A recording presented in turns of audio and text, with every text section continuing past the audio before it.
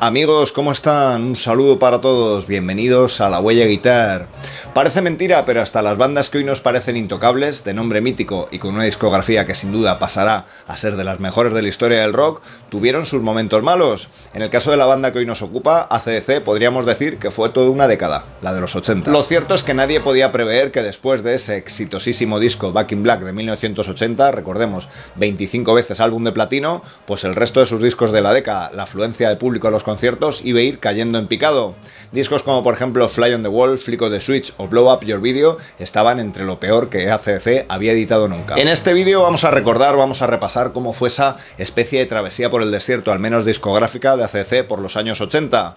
Veremos cómo mucho tiene que ver con el hecho de que empezaran a producirse sus propios discos y también de esos cambios que se produjeron en un estilo como el del rock de aquellos años. También recordaremos esos riffs, esas partes de guitarra que pudieron quedar infravaloradas en todos estos discos y por supuesto qué canción fue la que les volvió a encumbrar otra vez. ¡Vamos a ello!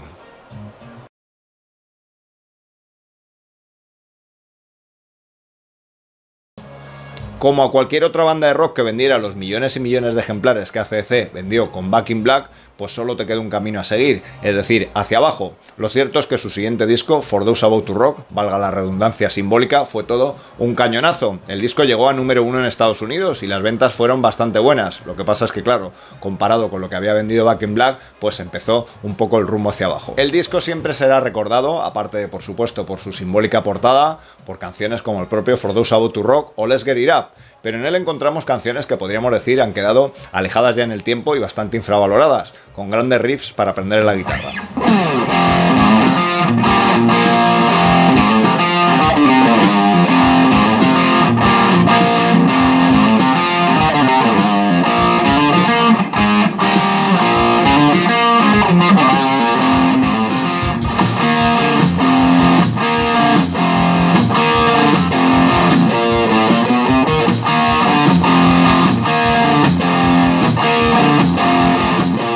Quizá el problema con For Those About to Rock no es que vendiera menos ejemplares que Back in Black, algo que es lógico, sino que el grupo se cansó de trabajar con su productor Mutt Lange, un productor que recordemos había grabado con ellos no solo Back in Black sino Highway to Hell, y un productor de éxito después pues con bandas como Def Leppard o Bryan Adams, un productor que todo lo que tocaba lo hacía oro.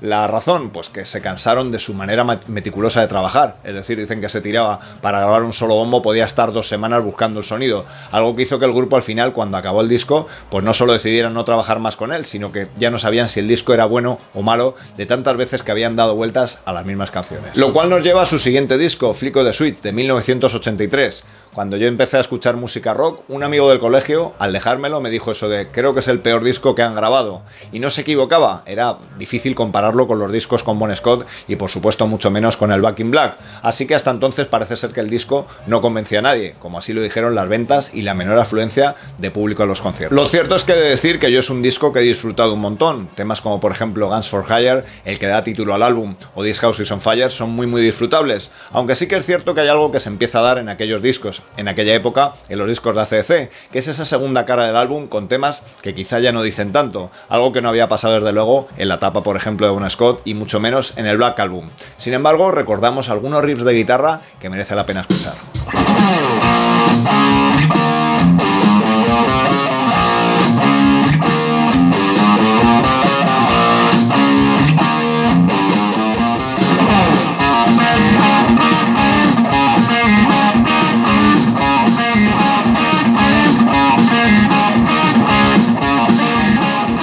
El hecho de que el grupo decidiera prescindir de los servicios de Mutt Lange seguramente hizo mucho daño a ese resultado final, ya que acabaron produciéndose el disco ellos mismos. También hay que recordar que tenían graves problemas, por ejemplo, de edición con el alcohol. En el caso del batería Phil Rudd, acabó abandonando el disco justo después de las mezclas, y con Malcolm Young ya estaba pasando algo similar también. Así que evidentemente no fue un entorno fácil para parir un gran disco. Pero lo peor estaba aún por venir con su siguiente disco, Fly on the Wall.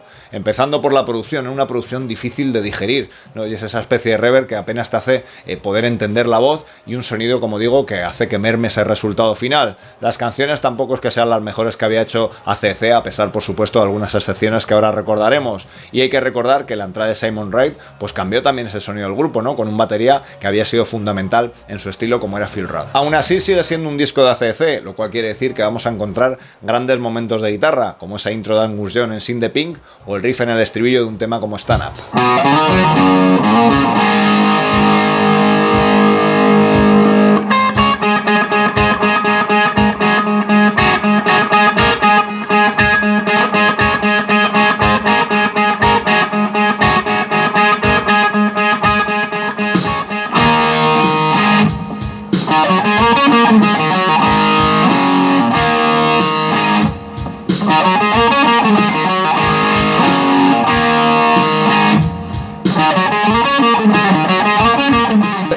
Aún a pesar de estos reveses discográficos, el grupo seguía siendo un valor seguro en los conciertos, con un gran nombre y una gran trayectoria que tenía fans de lo más variados. Es el caso de Stephen King, que les encargó la banda sonora de la película Maximum Overdrive. En ella venía esa famosísima canción Who Made Who. Para ponernos un poquito también a pensar lo que significaba ACDC en la época, a pesar, como digo, de estos, digamos, desvaríos discográficos, decir que este disco vendió 5 millones de copias en Estados Unidos, lo cual nos dice todavía de la potencia de su trayectoria. Para su siguiente disco en estudio, Blow Up Your Video, el grupo decide ponerse en las manos ya de un productor externo. Aún así, no sería ni mucho menos el disco esperado, digamos, para revertir esta situación.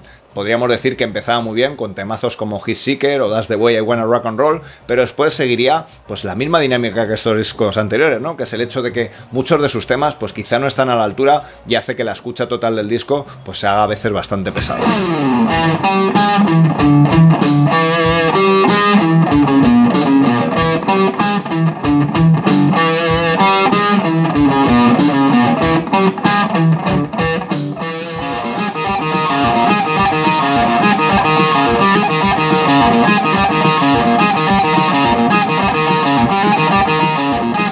Serían su siguiente disco, The Razor's Edge, donde ya finalmente revertirían esta situación, esta caída en picado disco tras disco. En este álbum encontramos, por supuesto, ese famosísimo himno ya, Thunderstruck, que está a la altura de cualquier otro himno que el grupo hubiera grabado. Más aparte otros temas como, por ejemplo, ese Money Talks, que también se hizo muy famoso. Bueno, pues hasta aquí este vídeo donde repasábamos esa, digamos, difícil década para ACDC. Hay que agradecerles que siguieran fieles a su estilo y a su sonido, y que no cayeron en los típicos tics de la época para intentar ser más comerciales, desde toques de sintetizador a power ballads. Así que, aunque a pesar de que sus discos evidentemente no estuvieran a la altura de su legado anterior, podríamos decir que también tienen esos grandes momentos, y que cuando los vuelves a escuchar, en mi caso, te producen nostalgia de la buena.